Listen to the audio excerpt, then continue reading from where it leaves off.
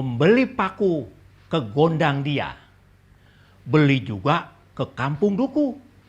Saudaraku yang mulia, Assalamualaikum warahmatullahi wabarakatuh. Encang cing nyak babe, abang empo, saudaraku semuanya. Hari ini saya kepengen kita ngobrol soal pantun. Bagaimana kita bikin pantun yang sesuai dengan pakem yang pada umumnya dipakai di tengah-tengah masyarakat kita. Pantun ini dari dulu sampai sekarang itu sebagai alat komunikasi. Berbagai peristiwa sosial, masyarakat, moral, keadilan, sejarah ada di situ. Jadi pantun itu di dalam masyarakat Melayu seperti gigi dan gusi. Dia tidak bisa dipisahkan. Rohnya menyatu dalam masyarakat. Masyarakat pantun adalah Melayu, Melayu adalah masyarakat pantun. Nah, bagaimana kemudian kalau kita mau bikin pantun? Abang None, Encang Cing, Nyak Babe semuanya. Nah, pantun itu memiliki pakem. Pakemnya 4 baris tentunya. 2 baris sampiran, 2 baris isi. Nah, katanya di dalam pantun itu 1 baris terdiri atas 4 sampai 5 kata. Di dalam setiap suku kata, ada suku katanya, di dalam baris itu ada suku kata. Itu suku katanya antara 8 sampai 12 suku kata. Ada memang pantun kontet, yaitu yang disebut dengan karmina. Mana itu karmina? Karmina itu pantun 2 baris.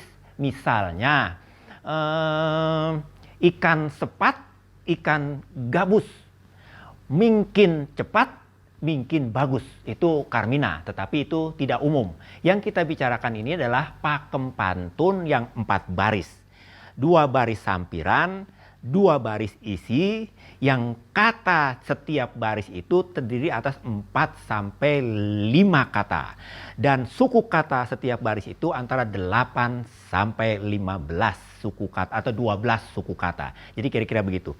Nah, apa itu sampiran? Sampiran adalah unsur yang membayang, unsur yang ingin mengantarkan isi.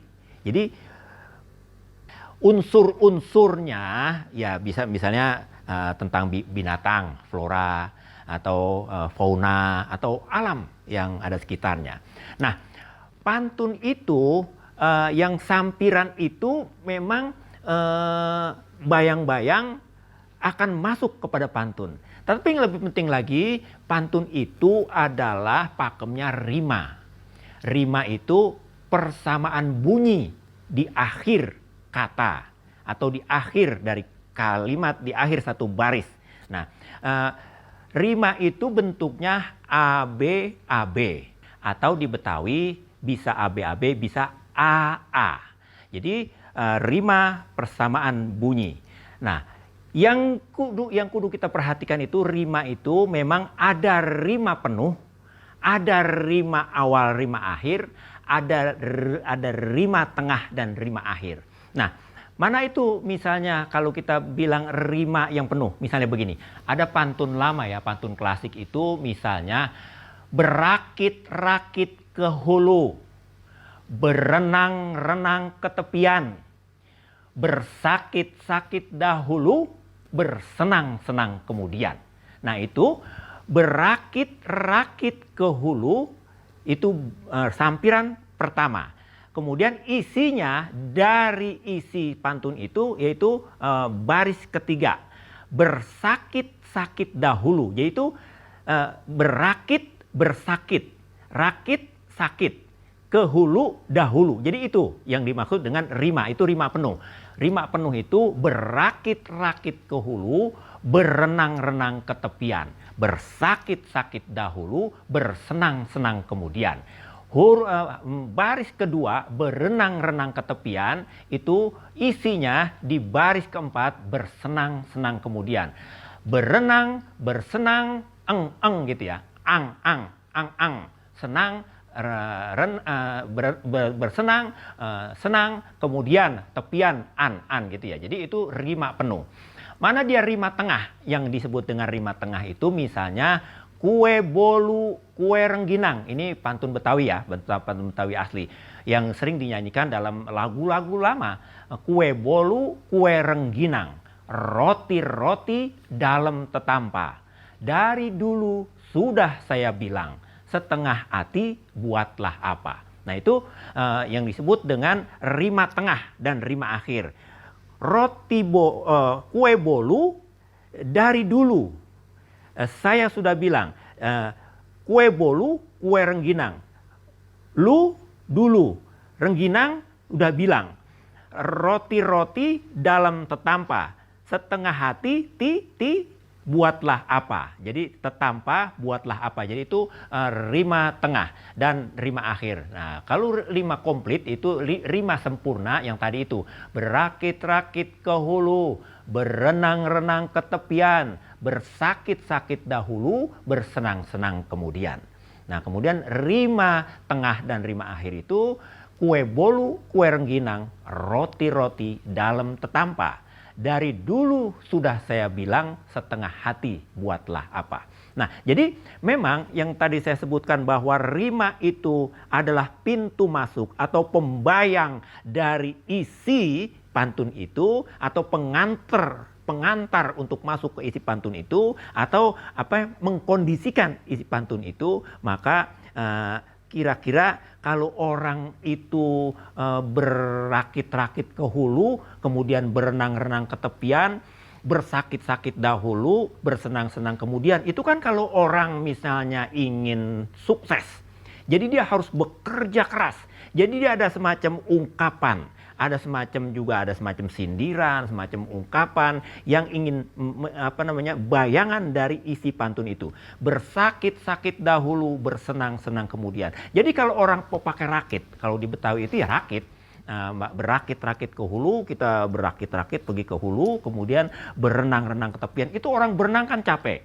Jadi kalau kita sudah bersakit-sakit dahulu, kita bisa bersenang-senang kemudian. Jadi sesudah kita bersakit-sakit, kita bisa bersenang-senang. Karena itulah yang disebut dengan sampiran yang merupakan pembayang atau pengantar atau pengkondisian dari isi si pantun tersebut. Jadi bersakit-sakit dahulu, berenang-renang ke tepian, bersakit-sakit dahulu, bersenang-senang kemudian. Jadi itu rima penuh. Ada juga yang nggak pakai rima, ada hanya di rima akhir saja, misalnya rima tengah dan rima akhir. Kue bolu, kue rengginang, roti-roti dalam tetampa. Dari dulu saya sudah bilang, setengah hati buatlah apa.